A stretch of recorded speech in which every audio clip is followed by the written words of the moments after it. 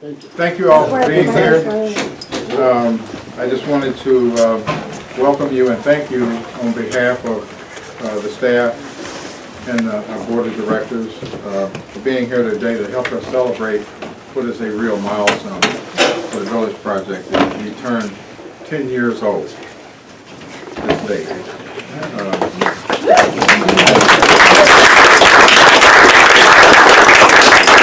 And I remember when we first began thinking of what turned out to be the Village Project, we had folks that were saying that we probably wouldn't last for more than a year.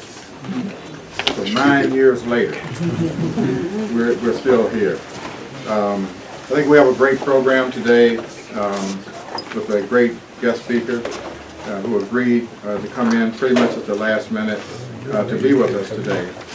Dr. Tamu Nofo, and we'll talk about her a little bit more later.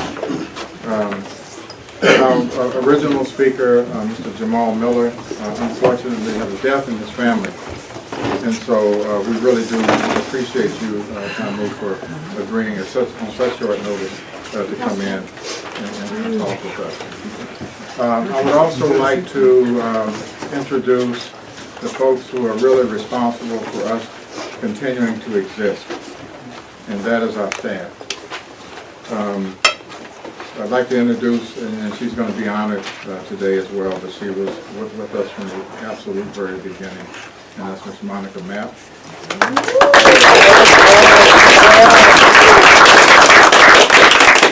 And then we have our therapist, Ms. Regina Battle. Yeah. Ms. Nicole Fayad.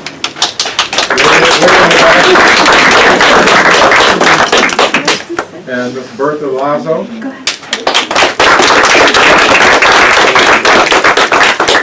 And who else is here? Bill. See, Jamel Jones. Is Jamel here? He was. He was, okay. And then we have April Dunham.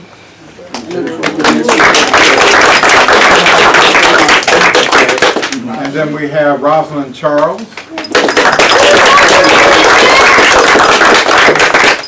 And am I missing someone else? Janessa McGirt. And Janessa's here? Okay, No. Janessa McGirt, she's not here. Okay, and then we have another one of our therapists, Bill Leone. He's not here, but we can give him a hand.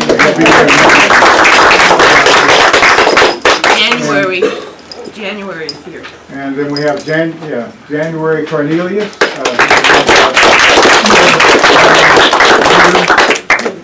And I don't want to miss anybody. That's why I'm looking a little bit like I don't know what I'm doing. Regina. Huh? You and Regina. And then,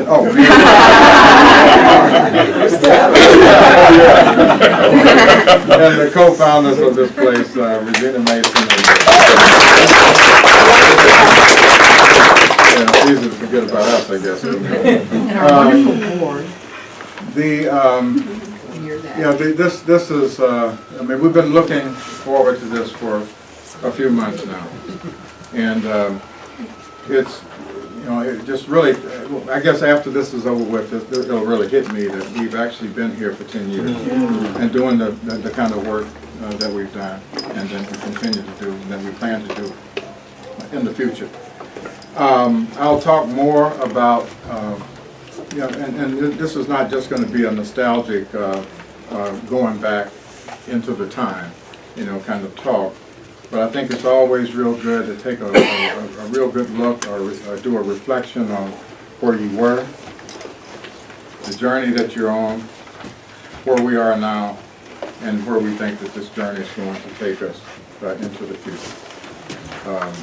And for those folks who said we wouldn't last more than a year, we don't hold any grudges. And it's real interesting sometimes how people can rewrite history. When they tell you, Mel, I was with you in Virginia.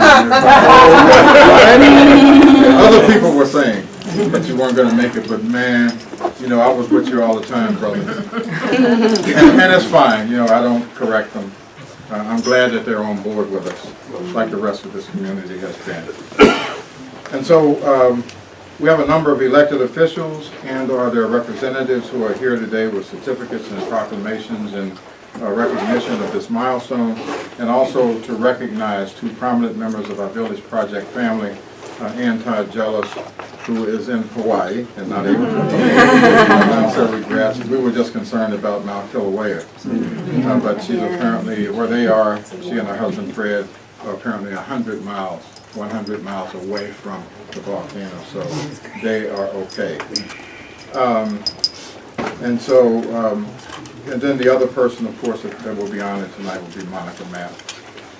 Monica, as I mentioned earlier, was with us from the very, very beginning. She was actually the first employee. And so she'll be getting an award tonight that nobody else can ever get, the Pioneer Award, because she was a Pioneer staff person. As I mentioned, we have a number of elected officials here. We will get to them in a bit, because they will also be here presenting certificates and proclamations to Monica and for Ann. So what I would like to do at this point, since my boss is sitting here to my right, to make sure that he gets an opportunity to come up here and talk to you about what he wants to talk to you about. And I'm going to leave that up to him. Okay. Mr. Charles Brown.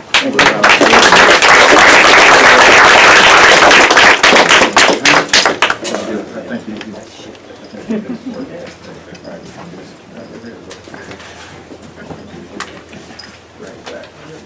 Okay, good afternoon, everybody. Good afternoon. I'm supposed to do the welcome, but you got welcome. You can do it too. So what I'd like to do is introduce you to our current board, and then I'm going to ask you for a favor. Okay. So board members, stand up. That we have up front here. This is Derek.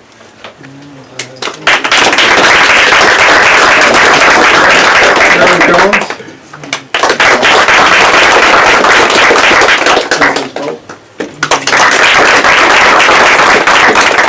Hope I didn't miss anybody. Our board kind of shrunk. And that's what I'm asking for. We're looking for board members. If you really enjoy what the Village Project does, we sure could use you to come and help us out. Mel and Regina is, how do I put it? I've had this on their back for a long time. 10 years. You know, think back, what were you doing 10 years ago? You weren't here. But we're here now, and we're a viable institution. Some of the best education I think that this county has to offer when it comes to, well, people like, we'll introduce you later, but from this community, who have come back and made this community even a better community. So, you know, I laud all of my folks that are here, that are doing the right thing for this community, and especially for its children. Let me just make a quick quote from an anthropologist, and she said, "Never doubt that a small group of thoughtful, committed people can change the world. Indeed, it's the only thing that ever has changed the world." Okay, so we remember that that small group of people is what can make the biggest change around here. And so what we have here, we gather here, and the reason why is because it matters, right? Did you hear me? I didn't hear anything. We're here because it matters. I got a little bit in me, Rev. I see you, Charles. So what I'd like you to do is, for just a quick moment, turn to your neighbor and say hello, tell them who you are, right quick, quick name and everything else, because the people who really matter are the people in this room that are right next to you.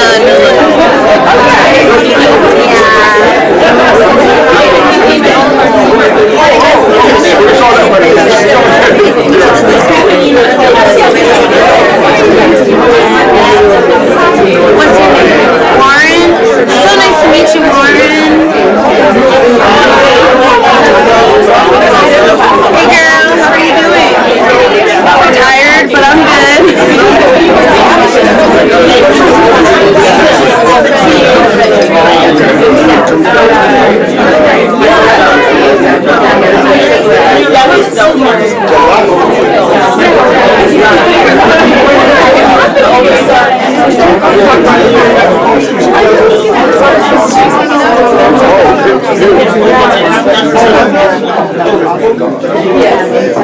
if I can have you back again.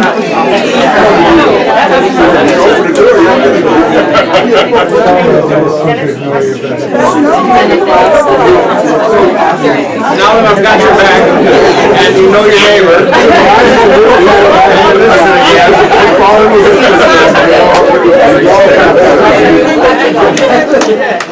so thank you for noticing who the most important people in the room are. We appreciate that. So let's get ready to have a fun day. You're going to learn a little bit, actually a whole lot, because when you walk away from here, you're going to know what the Village Project is all about. I'm sorry, a little louder, I was told. So thank you once again from the board, from the Village Project, and thank you very much for taking time out of your busy schedules to come down. So Mel, back to you. Thank you.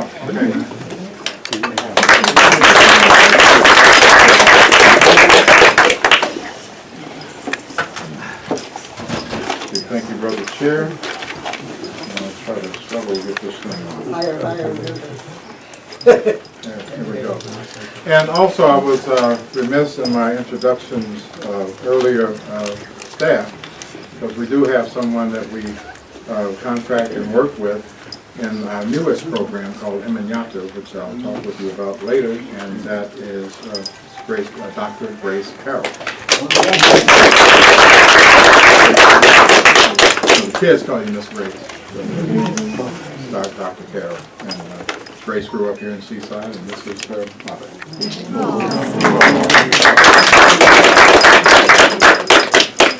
And as I mentioned, that we do have a number of elected officials.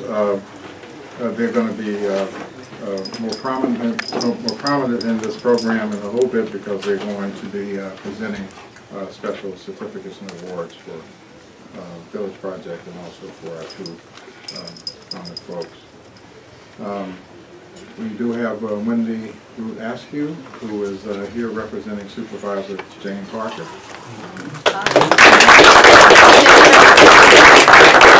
And we have Mayor Pro Tem Dennis Alexander, who is here representing Mayor Rubio. We have City Council person Dave Pacheco.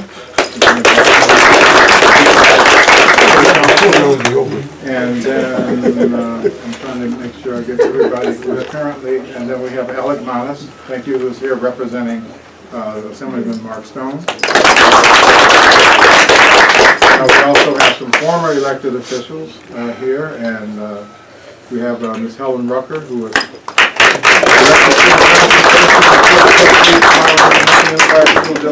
and a whole bunch of other things. And then we also have a former city council member from Seaside and former mayor pro tem, Mr. Ian Ogle. So did I miss any electeds or former electeds? Okay. And as Charlie pointed out, you know, everyone here is a dignitary, every single one of you. And so, but sometimes as dignitaries, we elect other dignitaries to supposedly carry out our will. And so we entrust them, you know, with that responsibility. So I just want to make sure that they receive recognition as well. Moving on, and just to talk about where we came from, where we are now, and where I think we're headed. I always start with the beginning, and the beginning started with Regina Mason. People say we're co-founders, that she is the primary co-founder.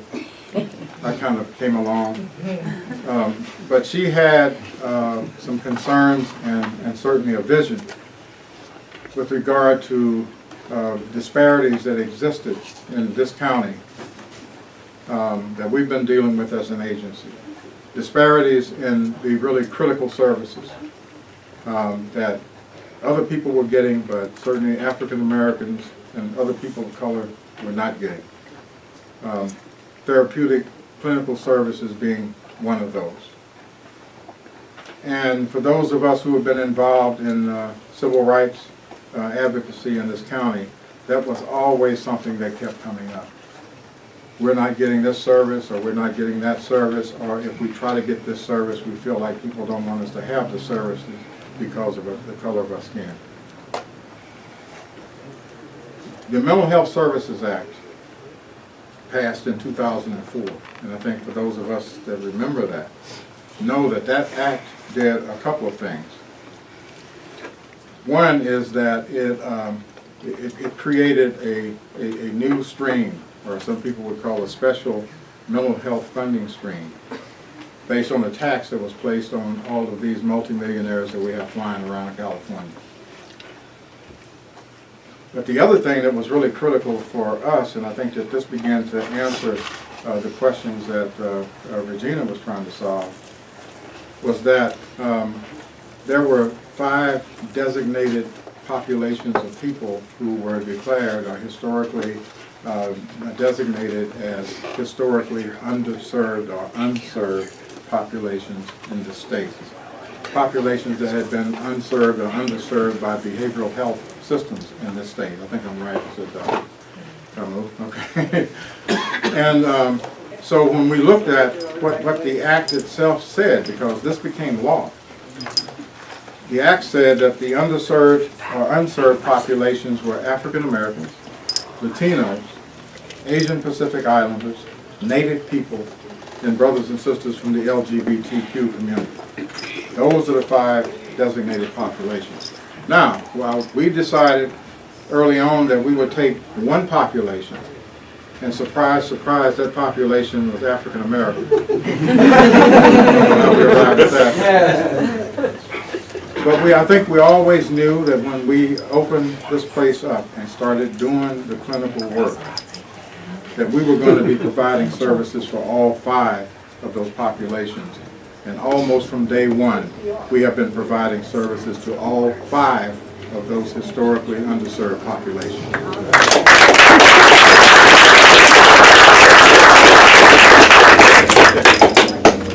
And getting back to some of my naysayer colleagues and buddies who said we were barking up the wrong tree because, as one person told me, man, you know ain't no black people going to therapy.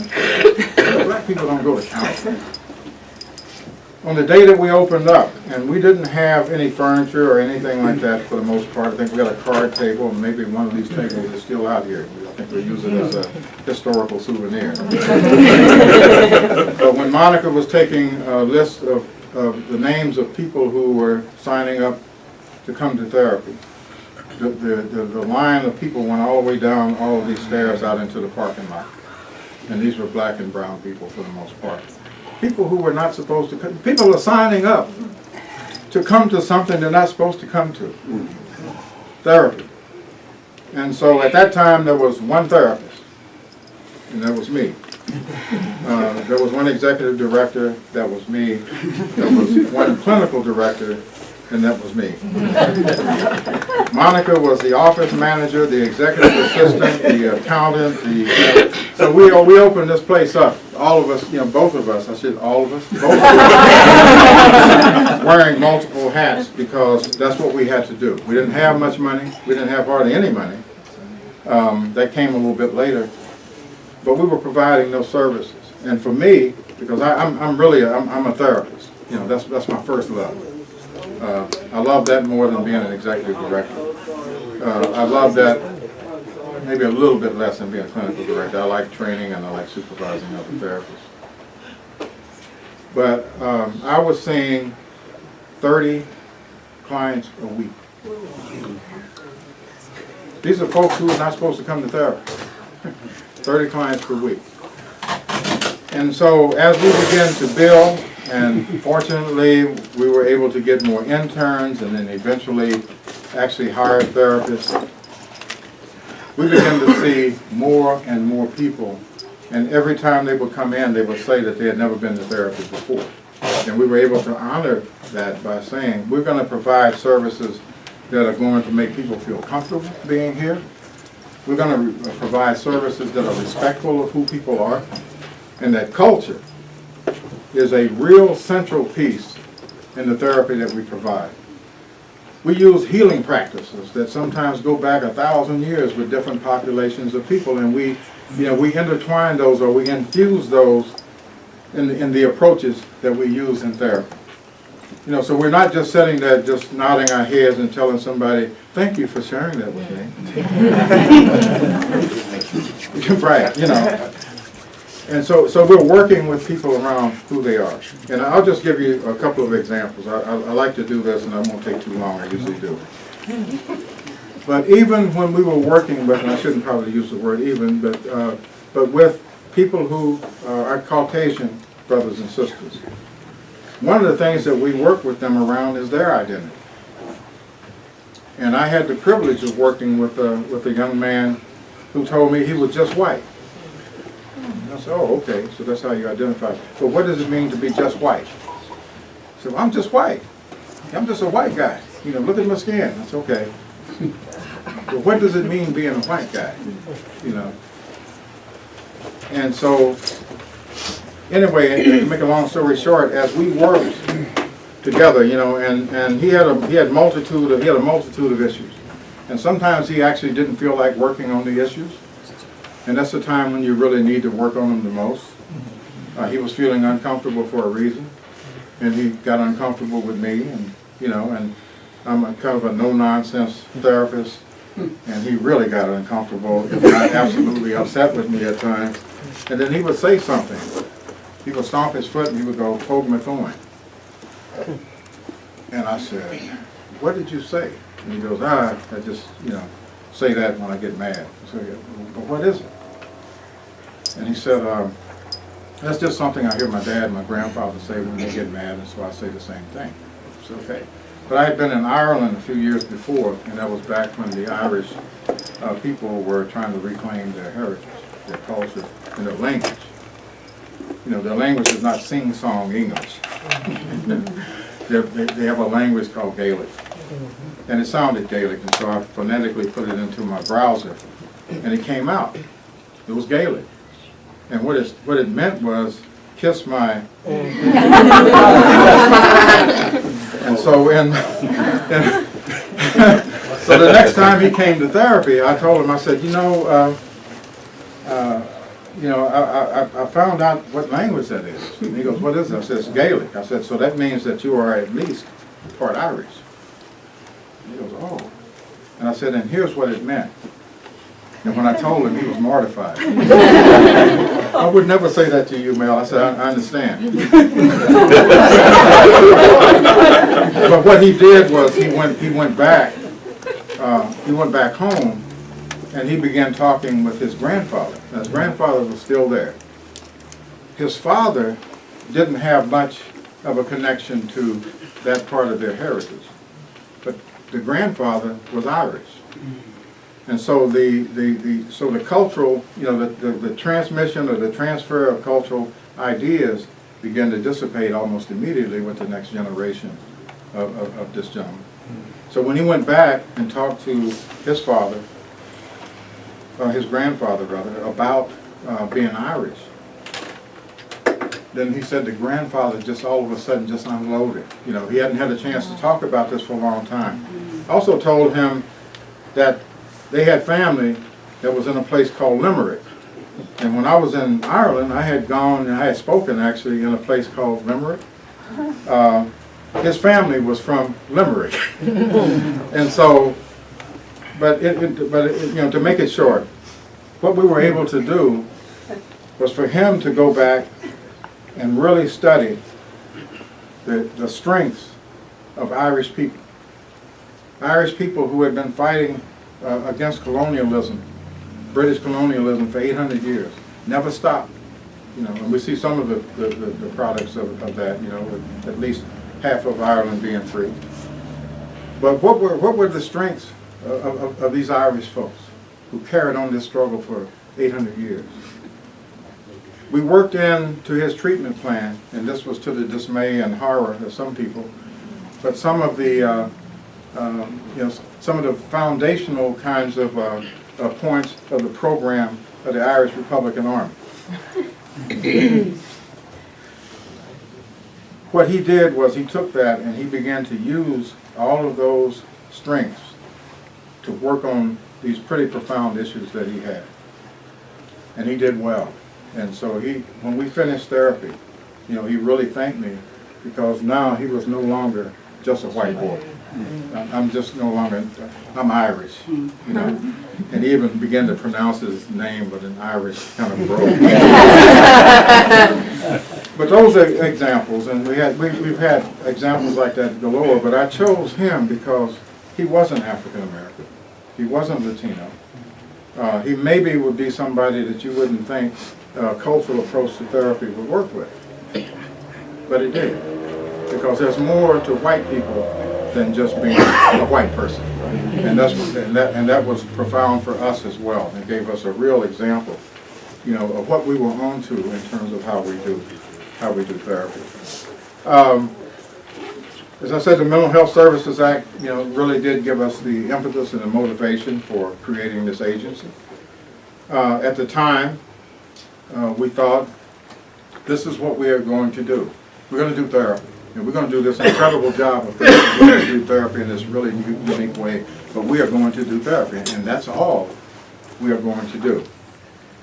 But as an agency that was formed to really meet the needs of underserved people, therapy is one need, and it certainly was a main one, but there were other needs as well.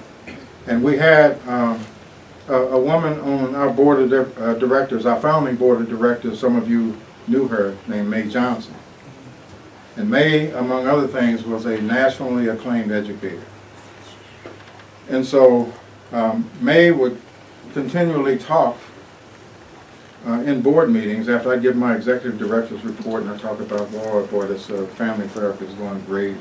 We've got interns now working and doing a great job. And she would always ask, well, how are the kids doing in school? And I thought to myself, they're not doing good, but I don't know where this was leading, but that's, and where it led was Mae becoming real adamant that we had to come up with some kind of educational support services for these kids, many of whom were African American, to basically save them from a system that she felt was not responding to them, except in a really negative way. So we had youngsters who were being suspended. We had youngsters who were just basically failing in every aspect of that term. So that's how we ended up with after-school program. I know that Regina, and also there's another woman on the board by the name of Dr. Betty Saxon, who's executive with AT&T. Well, Betty really helped out by going and getting our first seed money from AT&T to start this program. I was sitting there thinking I need another thing to manage, like I need a hole in the head. But this was just, the reality of having this agency is that basically it is going to be the agency that's going to respond to all of these unmet needs.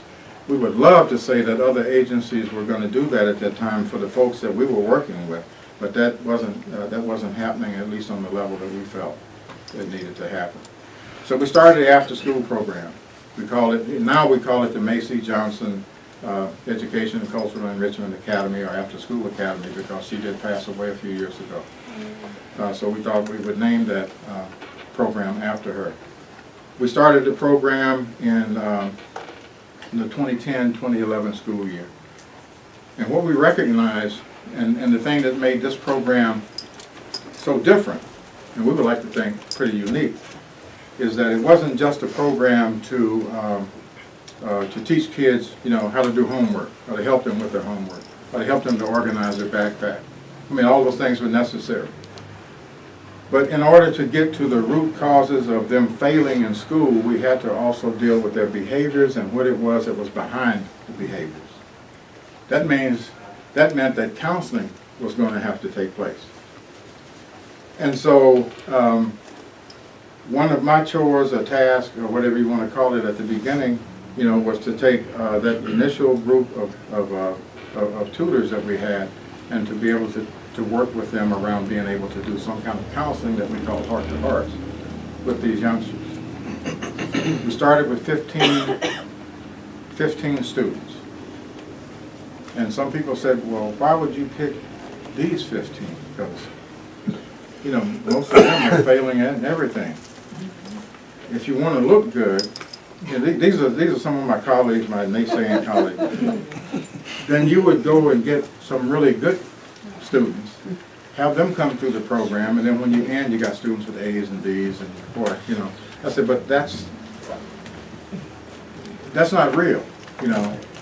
What happens to these youngsters while we are so-called ministering or being physicians among the well? I think that's in the Bible somewhere, right? Physicians don't really practice among the well. But what would happen to them? So anyway, we brought them in. There was 15 of them. They were all over the place, academically, behaviorally, you name it.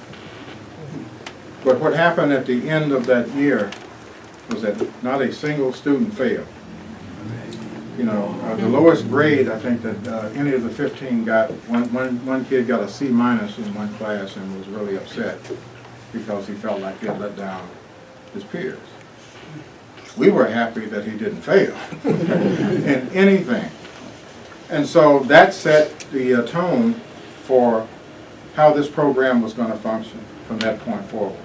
While we didn't call them fabulous in the beginning, they became famous in our agency and in the community as the Fabulous 15. And we honored them when that program turned 5 years old. We had a special part in our program. I don't know if you were there, Bill. I think you were. But we honored them, you know, the Fabulous 15. And April, are you in here? April's not here. April was one of the Fabulous 15. She's with us now. She helps run the after-school program, and she also helps us run the Emanata program. So she's kind of come full circle as well. So the program began to get notoriety throughout the state, as did our agency.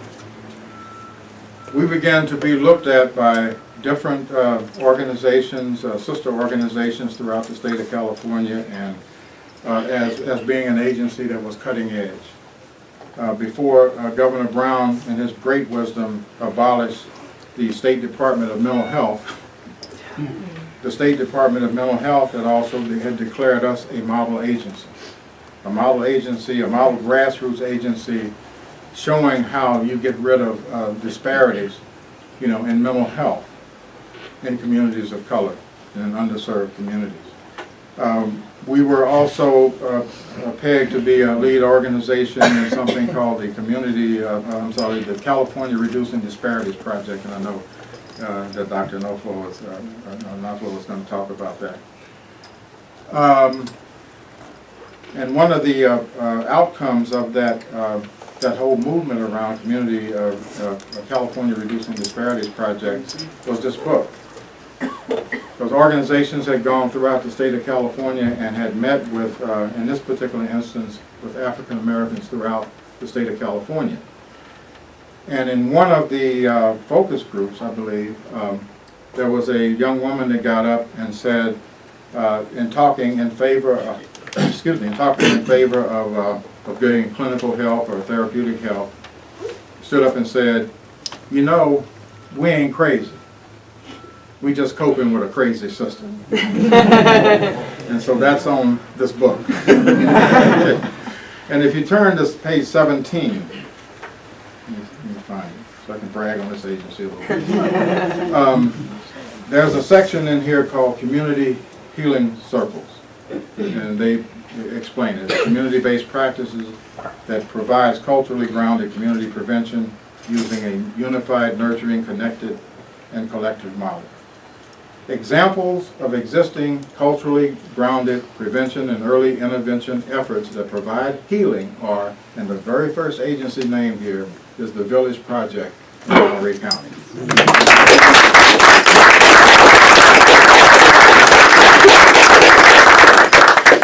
And so what we had to be careful of doing is going beyond our capacity to meet the needs that we kind of felt like we were missing to try to meet anyway. And so we developed groups for girls and young women, and now it's called Young Ladies of Empowerment. That's what they named themselves. we had a group called Handling the Pressures of Life, which is a group for young boys and young men. And then we, for a while, we were doing something called Emotional Emancipation Circles, which is an African American healing African American healing service, because we were dealing with the ongoing intergenerational trauma that comes from slavery down to now. So we're continuing to do things, and we keep wondering, how are we doing this? Because we don't have a world of money, we don't have a world of staff, and somehow we're doing it. And I think that the more that we didn't think about doing it, it made it possible for us to do it, because if we actually sat down and had a really in-depth discussion about how we're doing all this, we probably wouldn't be able to do them anymore. So, and so I think in looking at where we've been, where we come to, you can kind of see how we've grown in terms of service provision, being able to detect the needs that exist in the community, finding some kind of wherewithal somewhere to be able to address those needs and to be able to meet them on a really great level in an effective and culturally competent way. This led us to the second part of the community, I keep saying community, I guess it is community, but California Reducing Disparities Project. I believe, Dr. Tomu, if I'm correct, that when we finished this, when it finished with this document here, I think there were those in the state who might have thought, well, that's the end of that. And what a lot of us said was, no, that now there has to be a part two. And part two is about putting into practice some of what we call community-defined practices that came out of this research that was done throughout the state of California when we were talking about coming up with ways to deal with reducing disparities in these 5 underserved populations. What came out of that was eventually was a request for proposal for organizations from those different underserved populations. There were 7 projects that were going to be funded for the African American project. There were 7 projects that were going to be funded by for the Latino population and on down the line. So there was 35. There would be 35 population programs that would be funded. So it was a little bit competitive, because we have a number of organizations that do services in the African American community. What we put together, and this was when Regina and I spent way more time at a dinner table at night than we actually wanted to, because we were actually writing this RFP. We talked about that last night. There were about 2 or 3 times when we thought, you know what, this ain't worth it, this is killing us. I don't know if anybody here has ever written a state request for proposal. I know Grace has. It is the most arduous and the most gut-wrenching and heart-killing thing that you could probably ever want to do. But somehow we did it. But we had an idea about what we were going to do in terms of our community-defined practice. And that was something called Emancipation. I have a little familiarity with the Maasai Nation in Africa. And one of the things that they do when they prepare the next generation of leadership is they send them through something called Emancipation. Emancipation is a Maasai word meaning warriors. What they do in the camp is this. They tell the youngsters, you have to be smart. To be a leader, you have to be smart. So they get taught academics strenuously. And then you have to also have an intact identity. What is a Maasai? You know, and it's more than just, well, I get up every morning and I run around in the streets playing with other kids. That's probably something in there that would say that you're a Maasai, but what is a Maasai? You have to look at the whole history, the culture, and everything that makes a Maasai you have to know. So they have intact cultural heritage, intact heritage identity. And then when they leave out of the Emancipation, after they finished it, then they know that when they come out, that they are responsible for the mental and physical welfare, of their families, of their village, and of the Maasai Nation as a whole. This is the mentality that they come out of the Emancipation with. And we said, that's the mentality that we want our youngsters to come out with, okay? So we wrote this thing out.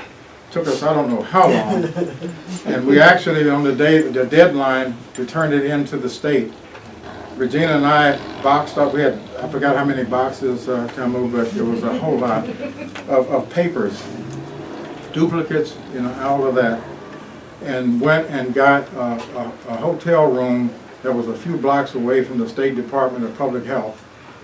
Got up the next morning real early, and I ran down there with all these boxes of proposal stuff and stood in line, and there was one person ahead of me, and so when the security guard came and opened the door, the two of us went in and got our stuff stamped.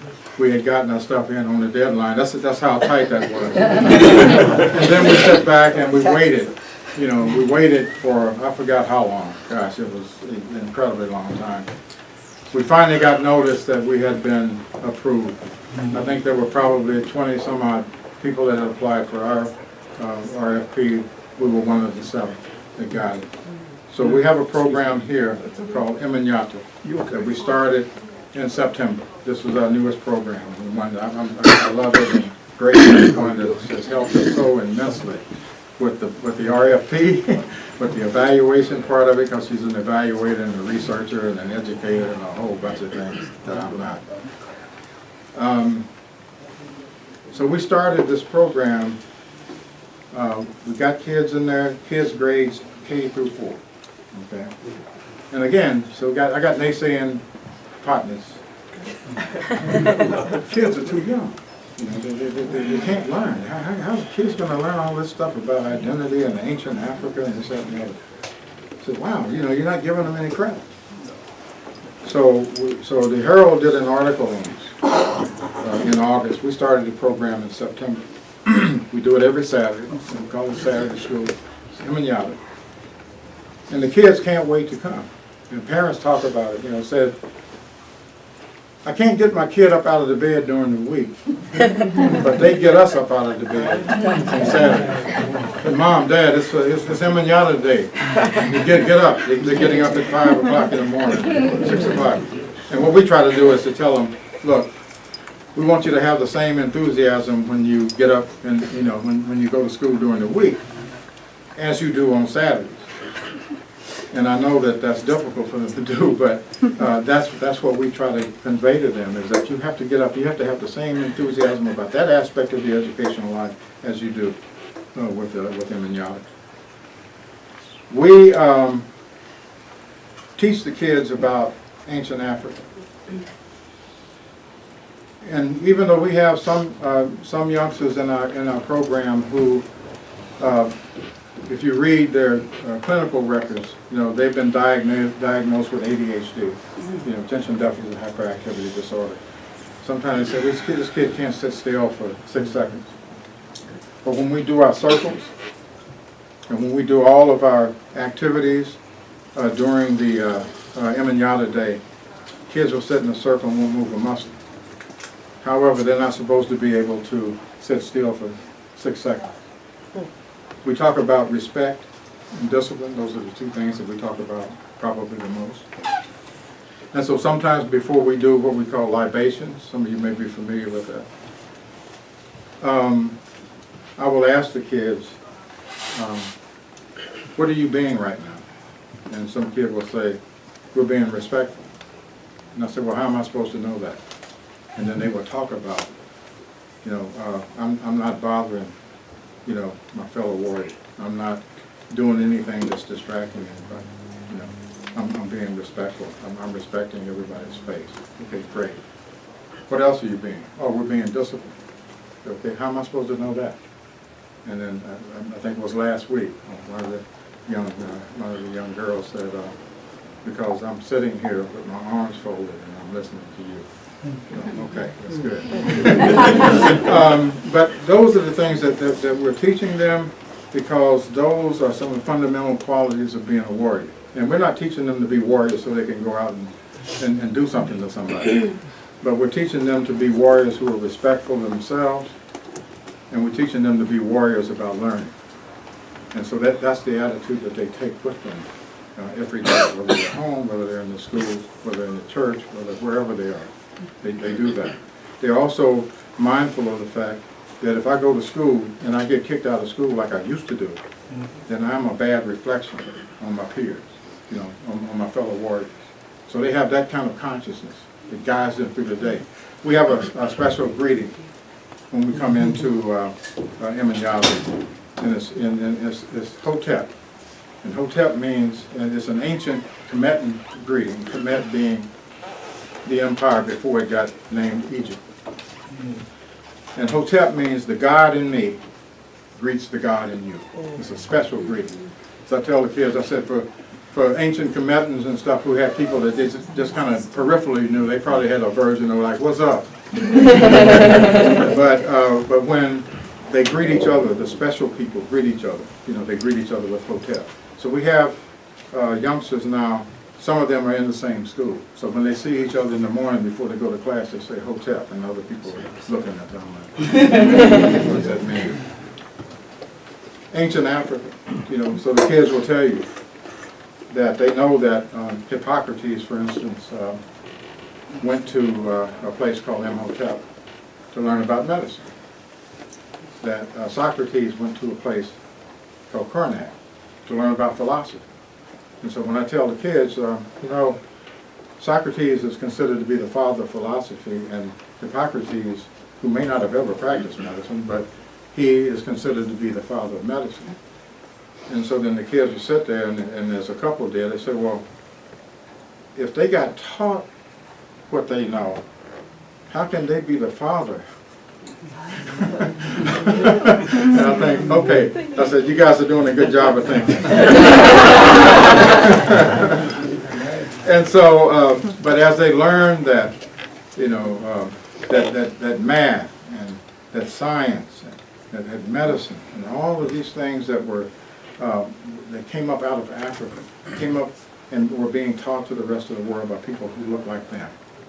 I told them, I said, I was horrible at math. I still am. Now I'm old enough to think that I've let down my ancestors by being dumb about something that they created.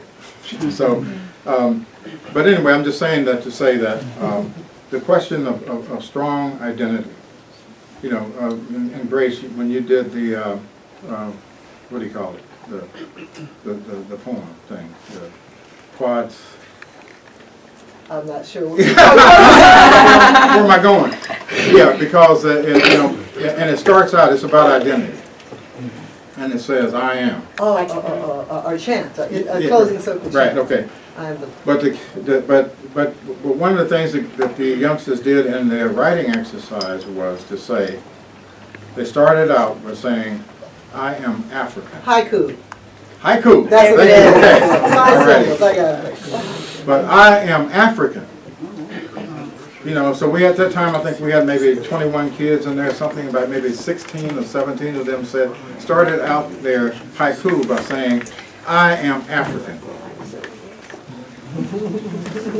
Because what we want to do with this project, and we've been funded now for 5 years, is that these same youngsters are going to go through 5 years with us.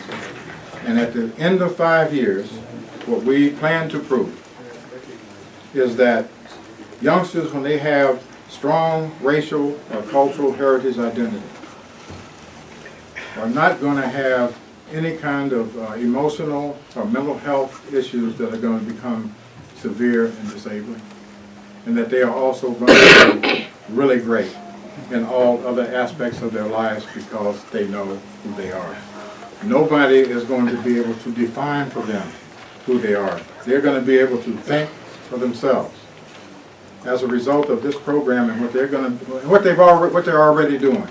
One final thing and stuff. I know I've been talking a really long time, but I just wanted to give everybody an idea of what we've been doing. And so when the Herald did this article, Regina and I were in Sacramento. I think we were at one of the gatherings up there for all of our projects. And so the reporter who did the story called me and said, Mel, there's a Maasai that's trying to get in touch with you. So I called him. His name is Nicholas Aramta. And he was from Kenya. He settled here, graduated from college here, has a art studio in Spokane, Washington. And so when I called him, he was about to do a lecture at New York University, because he's also a college lecturer and he's also a poet. And but he got really emotional, and he was so glad to hear from me, he said, because he had contacted every Maasai that he knew that lived in the United States and also at home in Kenya, to let them know that some black people in Seaside, California, were honoring their tribal nation by using one of their institutions to teach the children. And so he had this poem that he had written. He said that he was inspired to write it, but by nobody in particular, called Be Like the Living Tree. And so he said, I want you, at your next session, I want you to read this poem to them. I want you to tell them who I am and tell them how much I love and respect them, their parents, and the staff. And that the first opportunity, he said, my warriors and I are going to come down and visit. So on December the 16th, they came. You know, I mean, they were fully dressed. And so we knew they were coming, and we talked to the parents, told them, don't tell the kids. Because the kids knew all about Maasai. Everything that we have in that Imanyatta is Maasai, including a shield, which we tell them, this shield represents your defense against ignorance, miseducation, and people's wrong perceptions about who you are. That's what the shield means, okay? So they understand that. On that day, because we start out, you know, with breakfast, we couldn't get them to eat breakfast that day because when they walked in there, the Maasai were standing there, got attention, and that, it was a heck of a day. And I remember one little brother was asked, or he wanted to introduce Nicholas. And so he did, and later that day, I think, Regina got a call from his mom. This was after it was all over, saying that she was driving home, and her son, who had just turned 6, was crying. And so she pulled over and she said, son, what's wrong? So we just had a really happy day and you're sad. He said, no, Mom. He said, I'm not sad. He said, I'm happy.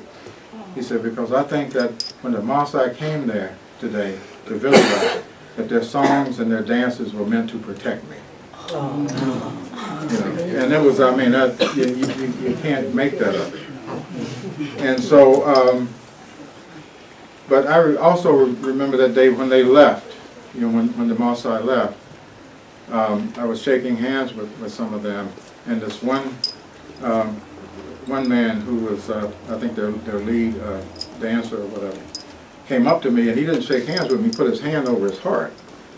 And I said, and I was wondering, are you okay? You know? And then he looked at the youngsters, and then he turned to me and he said, my heart is overwhelmed. And he was about to cry, you know. But seeing all of these young black children that were paying so much attention to them, they involved them in, and the parents, and even me with my arthritic knees and stuff, some of the dances. And then we've also taken them, we took them recently to the Museum on the African Diaspora in San Francisco. Grace was kind enough to have us come up to Berkeley, where she lives, and also, I mean, to Oakland, where she lives, and also be able to visit one of her friends who owns an art gallery there, so that they had that opportunity. We've had various black professionals come in. We've had architects, we've had people who majored in agricultural science, we had people who are poets, we have people who are authors, we have people who are historians, and all of them are coming in. In one case, we had one person that flew in from Washington, D.C. on his own dime just so that he could come in and be with the children. So they're getting an experience that they wouldn't get anywhere else. So, and then where do we go from here? You know, it's we've covered a lot, and I've covered a lot here. Probably talked a lot longer than I had planned to, but it's hard. If you just forgive me, it's really hard to just be brief about the things that we're doing and the things that we've done, and how much this stuff means to not just to us, but to the community that we have a mission to do what we can to help. And so, looking at the future, you know, and our history of always going beyond our capacity, because that's what we do. Oh, you know, these folks need this. You know, these poor people over here need this. You know, and then we try to do it. You know, but I think two or three things that we're looking at for the future, though, is that what we see is that certainly amongst certain populations of young people, you know, African Americans, I think especially, and there's an especial issue here because our numbers have shrunk in the county. And so sometimes it's real easy when you have smaller numbers for people to say, well, let's focus on somebody else. The problem is that one person having difficulties and challenges is one person too many. I don't care where the population, I don't care where they fit in the population. And so we know that we have a number of young people who are African American or Latino, you know, who don't feel comfortable going certain places to get certain things done. One is drug, alcohol, and other drug abuse and addiction.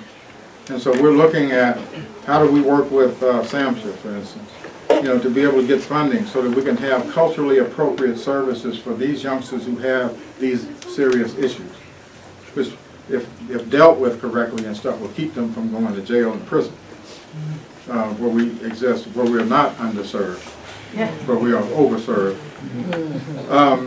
We want to have a youth peer mentor program, or a JEGNA program, you know, if you want to use an African term for it, where we have youth mentors who come in who actually get paid, you know, to work with other youngsters who may be younger than them, who may be about to go through what they've already been through and got through, and to have them come back and be paid staff to work with these young people and reach them in ways that none of us old folks can do.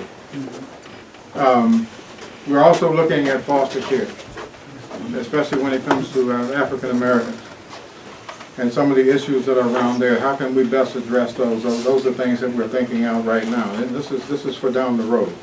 And then we're also taking a look at, and this is way down the road, I'm sure I probably won't be around then, but looking at residential treatment, especially residential treatment for African Americans. And so some people say, well, that's pretty outlandish. Well, some people said it was outlandish when we created this agency. The agency's still here.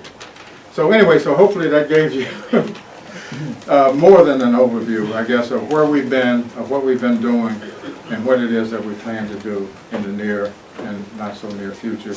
And I really, really appreciate your attention as I talk way probably too much. Thank you so much.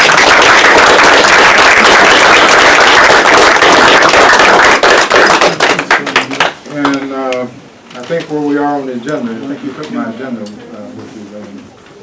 This is my balance sheet. All right, I'll take your word for it. Okay, somehow I don't have it. And I know that we wanted to make sure that that this happens, and before we get to Dr. Northwood. We have all of these, you know, either representatives or elected officials here. We have two people who have been honored. Monica is here, Monica Mapp, and also Angelus. Angelus was on our board of directors for 8 years. She was board chair for 6. She's the longest serving board member and the longest serving board chair that we've ever had. And so she, at one of the meetings, Charles and the rest of the board voted unanimously to accord her with board chair emeritus status. And so that's going to be one of the presentations that will be made in her absentia. But I didn't know if members of if the elected officials wanted to have anything to say to both Monica and Ann. And I don't know if you wanted to do that then. Okay. This is Dennis Alexander, who is the Mayor Pro Tem.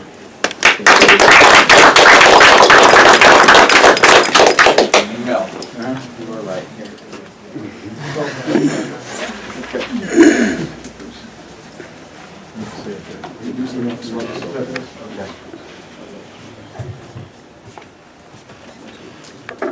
Good afternoon, ladies and gentlemen. As Mr. Mason said, I'm Dennis Alexander. The mayor couldn't make it today, so I'm here on his behalf, on behalf of the city. And I just want to, first of all, congratulate the Village Project for its decade of service to the city, and thank them as well for very important service to the community and to our, as Mel said, to the young people. You know, as a longtime educator in Seaside and on Monterey Peninsula, I'm very much aware of how much filling in, the cracks that sometimes the school system can't do. When you have classes of, over 30 students, you can't get to every student all the time, and organizations like the Village Project, pick up the slack there, and teachers can't thank you enough for that. So I'll go ahead and read the city's proclamation for the two. Yeah, okay, I think these are. All right, I'll start with Monica. Whereas Monica Mapp was the first staff person hired at the Village Project when the agency opened its doors in May 2008, which makes her a founding staff member of the Village Project. And whereas Monica has devoted her skills, time, and energy to serving the Village Project and has worn the dual titles of office manager and executive assistant. And whereas Monica's many roles and responsibility over the years included human resources, finance manager, payroll clerk, volunteer staff, front office supervisor, and receptionist. And whereas Monica continues to be a member of the contract negotiation team of the Village Project in its contract negotiation with Monterey County's Behavioral Health Bureau. And whereas throughout the years, as the agency has grown in capacity with more staff and resources, she remains one of the most visible and identifiable members of the staff in the community.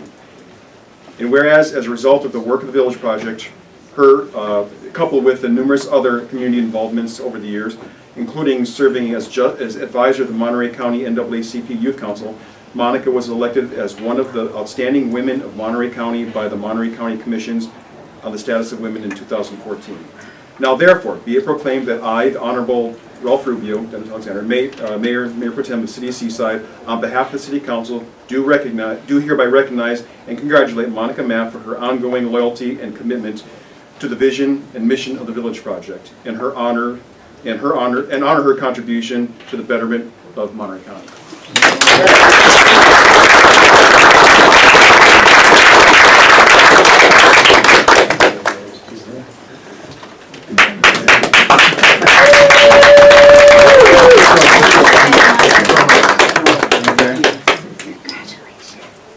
And this one is for Ann Jellis. She's not here.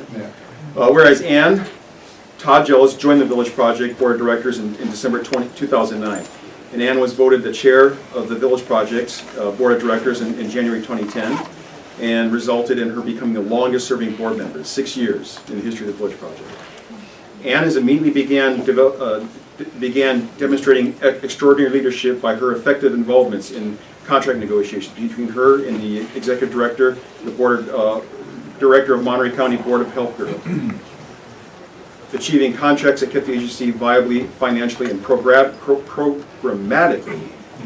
Whereas Ann participated in and provided leadership that helped produce the first strategic plan and acquired continued funding for the project. Through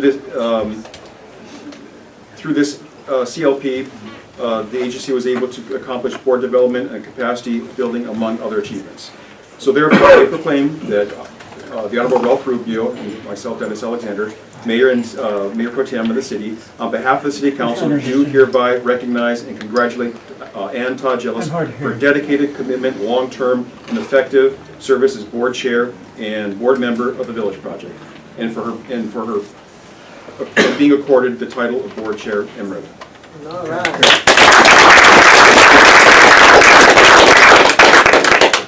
And Senator Money.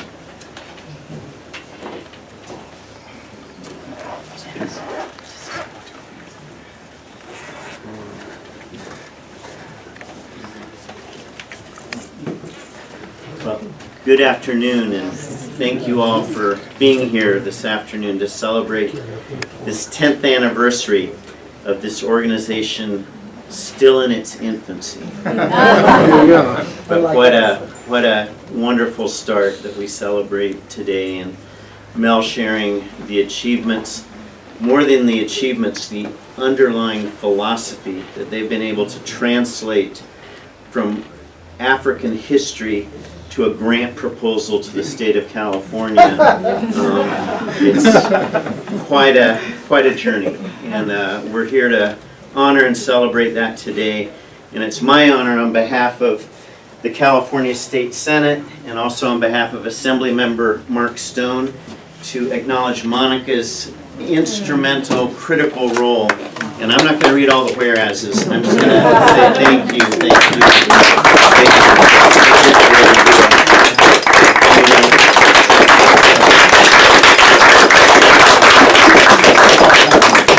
Let me just say a few more words about Monica. I've known Monica through the years, both through NAACP affiliations, her support of the Youth Project with Regina and getting the NAACP Center. The constant has been an absolute commitment to the young people in our community. And what you bring, Monica and Regina and Mel, through your shared experience and vision, is being able to communicate and bring culturally appropriate teaching and inspiration to the young people of Seaside and Monterey County. And so we thank you for that. And the recognition pales by comparison to our deep appreciation for your work, Monica. Thank you, and let's thank Monica one more time.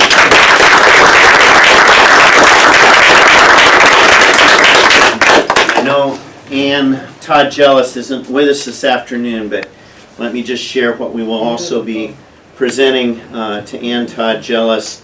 As you know, she's an icon in our community, in our state, and in our nation. The work that she and Fred have done in our community, her leadership and participation with the co-founding the Village Project, and her leadership.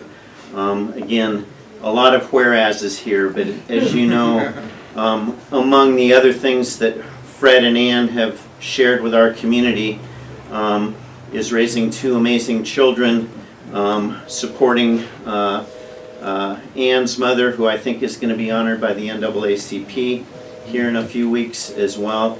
All families contribute. Some families stand out as beacons, and Ann, Fred, their son Ben, as you know, who's been a national leader. This says our thanks to them and congratulations. And then let me just, if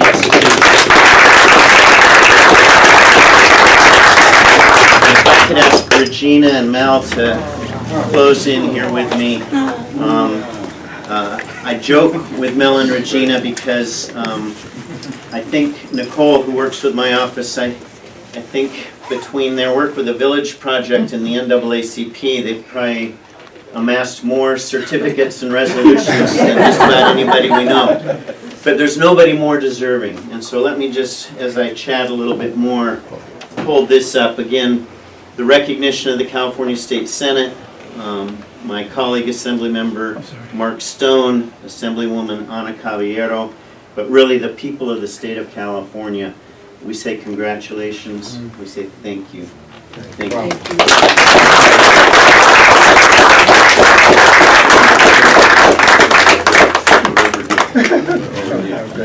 And I am going to have to apologize, and I'm sorry to celebrate, honor, acknowledge, and leave, but it's a busy schedule these days. But thank you, brother. Okay, good. Thank you, man. Okay. All right, good. Okay. From somebody in Mark Stone's office.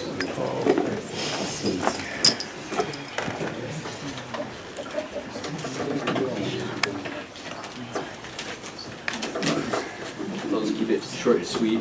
On behalf of Assemblymember Mark Stone, I would like to congratulate the Village Project on their 10th anniversary. I'd like to start by thanking Mel Mason and Regina Mason and the whole Village Project staff.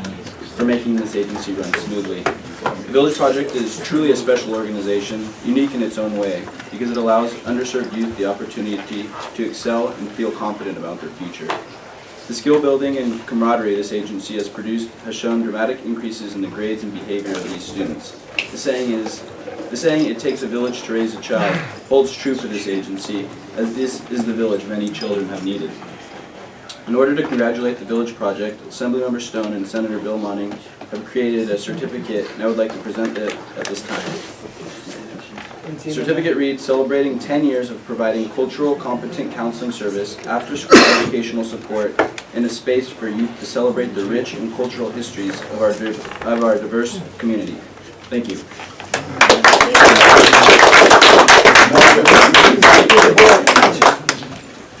I'll stand in for Mel. Great, thank you. Thank you very much. Okay.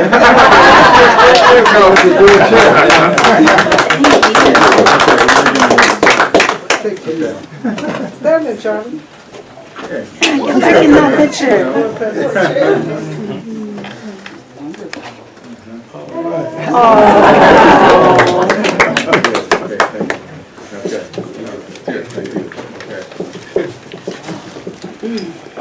Let's see, and then we have Wendy.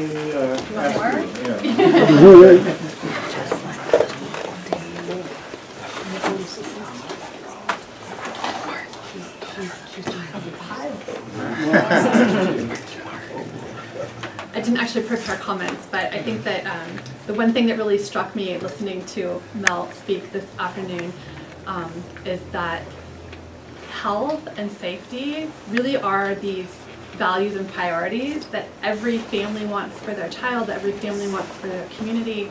And the Village Project and all of the different programs that they've offered our community really improve the health of our community, physically and emotionally and mentally, as well as provide safety in terms of building community and helping people find the places in their community where they are safe and can be safe to grow and thrive. So thank you so much. And I have, we have for Monica,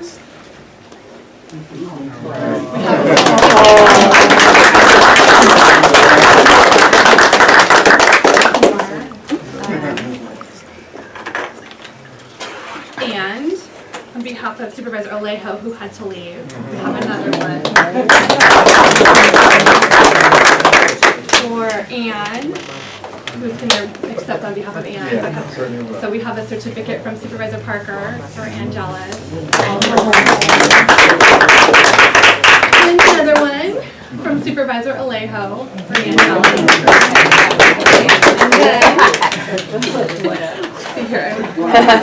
And then what we have for the Village Project, and I think James Parker took office in 2009, right as the Village Project was getting up and running. And I think one of the first events that I remember really attending and celebrating the Village Project was it was held down next to where Buffalo Wild Wings. Yes. The first year anniversary, and here we are 10 years later. So Floodlights. and yet one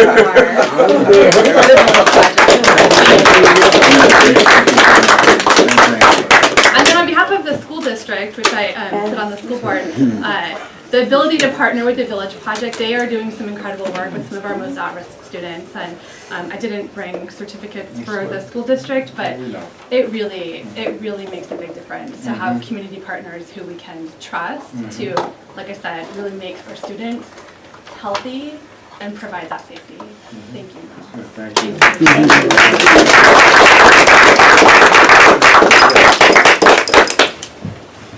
Now the moment that I think we all have been waiting for. We do have a special, very special friend and certainly a special guest speaker with us tonight. Just not tonight, Still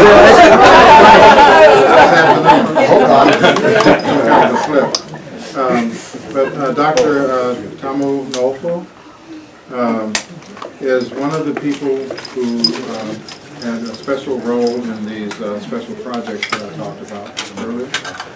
She is the senior project manager from the Office of Health Equity She actually worked really closely with the person who was going to be our original guest speaker today. And so we were just really, really happy when she was able to come down here and spend time with us and talk to us today. And so without further ado, I'd like us to give a Village Project family welcome to Dr. Tamu Noah.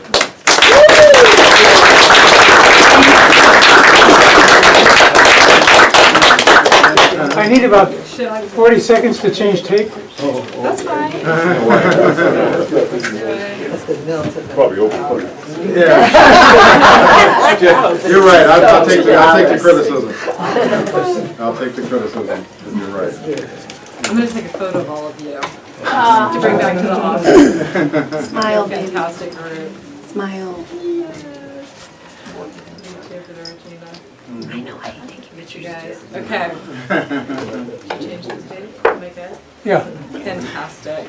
Thank you so much for having me. It's so funny because when I was driving here yesterday and one of the staff members called me and said, we're working on talking points for you.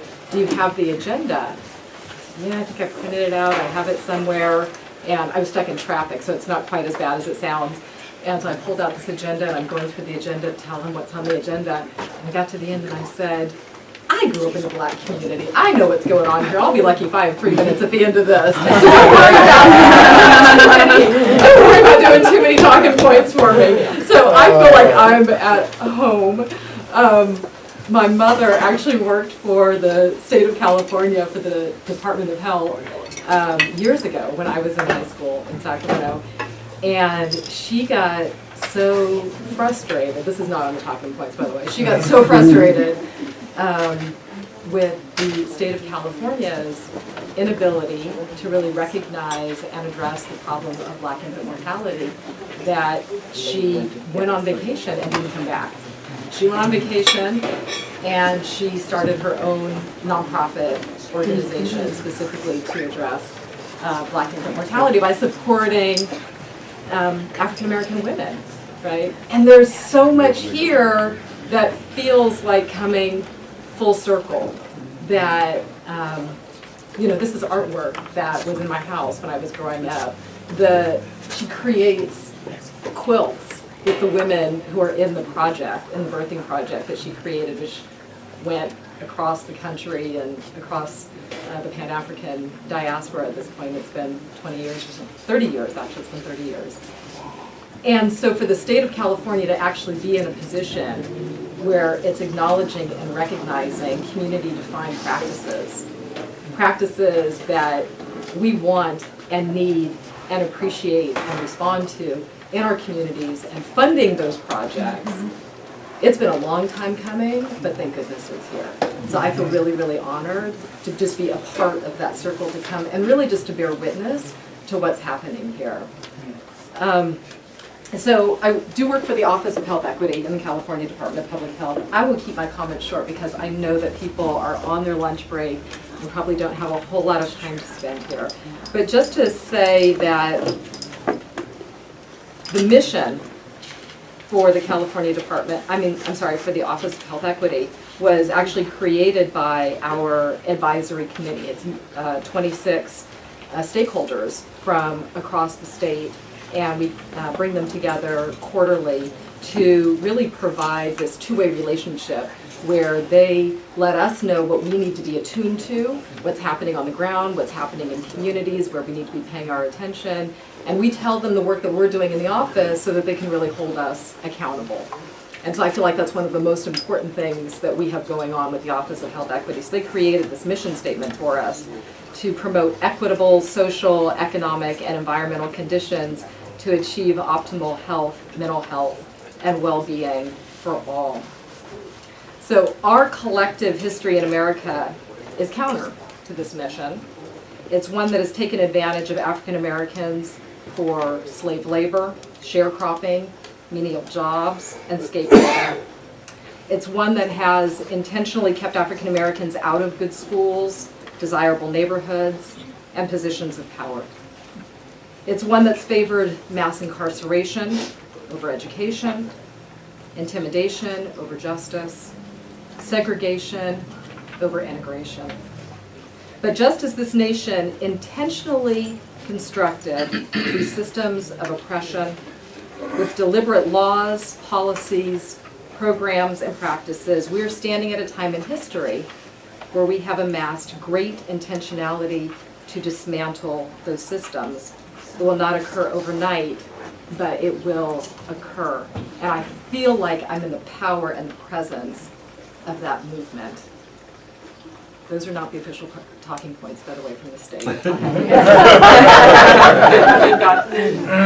They know I go off the rails just a little bit, right? It's all right. Thank you. Because what we know is that sometimes we talk about equality. And there's an assumption with equality. The assumption with equality is around sameness, that everyone can and should get the same thing and they'll have the same outcomes. But what equality doesn't take into account is that we're really starting in different places. For a lot of different historical, contextual reasons, we're starting in different places. And that's where equity comes into play.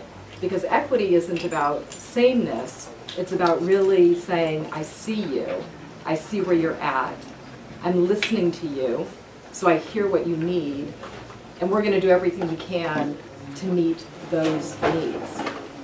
And so that's what we're about with the Office of Health Equity, is we really want to understand different communities throughout the state and what the communities are up against, and what we may be able to do to facilitate health in those communities. So when we talk about health, we talk about longevity. We should be able to live a very long and prosperous life.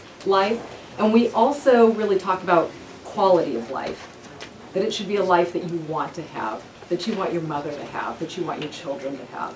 And so that's what we're going after.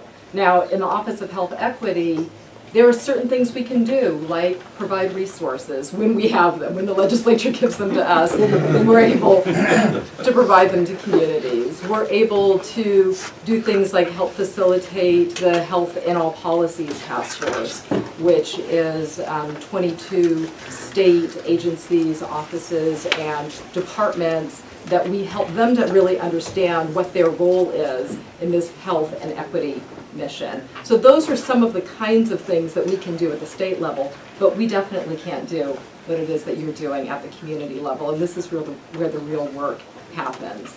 Because what we know is that especially in the African American community, it is like wearing a backpack that first you get one boulder in it, and then you get another boulder in it, and then you get another boulder in it, and then you get another boulder in it, right? And before you know it, you're walking with the Stoop. And so what we see at the community level with organizations like the Village Project is folks taking those boulders out. Let me lighten your load, right? Let's do this together. And so that's what I'm most proud about and why I'm most touched to be able to be here and to share this experience with you. Because, like I said, we can't do this. We can't do that level of work at the state. Only you can do this, and you are doing it. You've been doing this for 10 years. When I think about what I was doing 10 years ago, I was chasing after my son, who was almost 2 years old, and now he's about ready to turn 12. I can't even get in the car with him because he smells so bad, right? He's grown up quite a bit during that time. So, but when I think about, where are you at 10 years old? Where is a 10-year-old at in their developmental life? They are full of life. They are full of inquiry. They are full of passion and hope. That's where they're at. And they will take everyone along with them for the ride. That's right. And I think about my kid who has seen Black Panther now 3 times, right? And he will continue to see it as many times as I take him to the theater to see it. And what is that about? What is that about? That is about Black folks creating something beautiful and special and meaningful by us, for us. Sound familiar? Like the Village Project? Right? It's about creating that joy, that expectation, that possibility. And so you've created Wakanda right here, and I'm just proud to be here. I'm not going to go into the state's talking points, forgive me for that. Because that's what I wanted to say to you. I just wanted to say, I see you and I appreciate you, and I'm so very proud to be here, to be a part of this uplifting. Thank you so very much. Wakanda forever.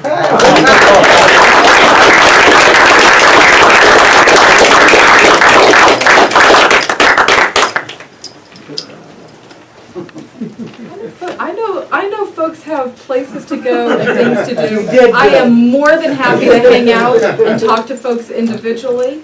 I'm more than happy to do that. So let you go on with your celebration for the rest of the day. Okay, you're part of it. Thank you. Oh wait, I want a selfie with you up here. Yeah, we get a selfie in, don't we? Yes.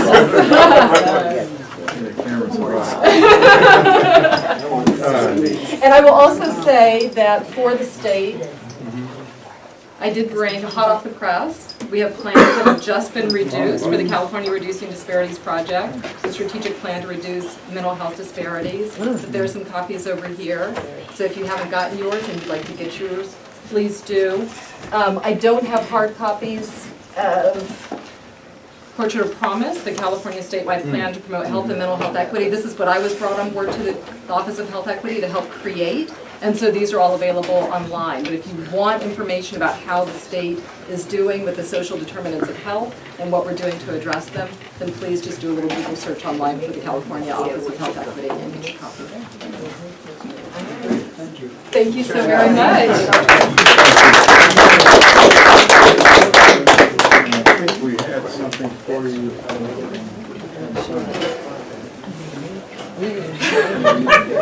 Talking points to you.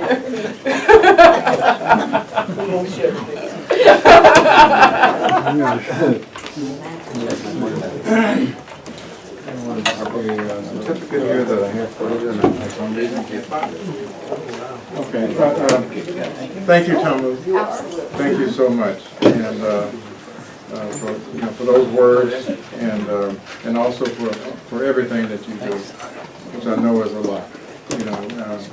And working out of that Office of Health Equity, I mean, I just, certainly developed a real affinity to and a lot of affection for folks in that office, and you're one of them. And this is just great work that you've been a part of, and we have been graced and be blessed by your presence here today. So thank you so much. Thank you so very much. Okay. And I don't know, Charlie, you want to have some closing remarks? Just right quick, I would be remiss in not saying that I think we got some good education here. This isn't a Saturday school. I'm so happy that you took time out of your schedules to get here and to be with us today. As we all know, like we said, it always takes a village in order to raise one child. We seem to be doing more than one child around here, but we are doing the right thing. I first challenged you, what were you doing 10 years ago? And I just wanted to bring back the 10 years ago. I was retired and playing golf and going on vacation and doing all kinds of things for myself. And then this opportunity opened up to come down and work with the Village Project. And believe me, I've given it a lot. Well, I don't play golf as much anymore or anything else, but it's really worth it. It's totally worth it. And if you want to give back to your community, again, some of you, if you want to come back out of retirement, and I'm trying to get an opportunity to let you know that, again, we are looking for valid board members here. And as you can see, we're progressing more and more out and out. So thank you again for your time and your considerations for everything. And I see you raising your hand. Well, I just want to say that all of us are getting old. We're all doing retirement. I think all of us are past retirement age. Our kids are far beyond 12. Right. They still smell though. So that, so that if your plea for board members, though, if you know someone who's not in retirement, but who's Right. passionate about Right. children and has some skills, one of the whole issue is this whole legacy planning. And we've learned that we haven't necessarily done a great job of that, given the age of all of us who are running the agency. So I just want to emphasize Charlie's plea in terms of having people come on board who have the energy and the skills and the passion, because I think, to be very honest, in my coming back to Seaside, it was because Regina and Mel's passion was so great that it made it something that was a calling, and you know it's a calling for them.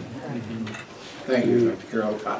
I got a quick story. I know we're running late, but because of Dr. Carroll, who I used to know as Grace, who was the best cheerleader at Seaside High. That's how far back that we go. We're talking about caring and stuff. If it hadn't been for her, I would never made it out of high school. Because I was one of those ones that the Village Project wasn't here to save me, who had to get, went to continuation school and everything else. I got kicked out of Seaside High School. But for people like her, who took the time and effort to pick up my schedule, to pick up classes, to do things for me, to keep me in school and make me know that education was very important. You know, I made it through Seaside High and Monterey Peninsula College and San Jose State. So. I have to give you a personal thank you for that. But You're covering it's the never too microphone. early and it's never too late. Amen. Okay? Thank you.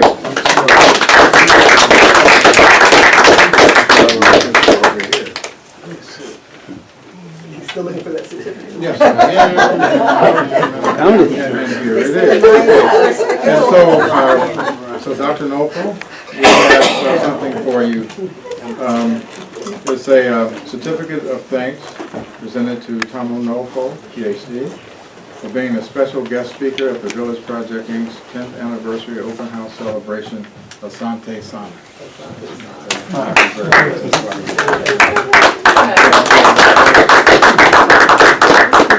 Okay, thank you. All right. And so we come to the end of the program, and I was advised that I probably should have apologized for folks for talking too long. It was wonderful. Okay, and I just didn't want to take away from other time here. But we're not going to have another 10th anniversary celebration either. And, some folks know a little bit about us, and now hopefully they know a whole lot about us. Right? I probably could have done it in a better way and using a briefer format to do that. But it's really hard to talk about the Village Project and not go into some depth, because it's always our desire, I think, for you to know what it is that you've been supporting all this time. And we would not be here if it wasn't for you and other folks who couldn't be here, who've been supporting us for these past 10 years, because if we had no community support, we wouldn't be around. I don't care how good we think we were.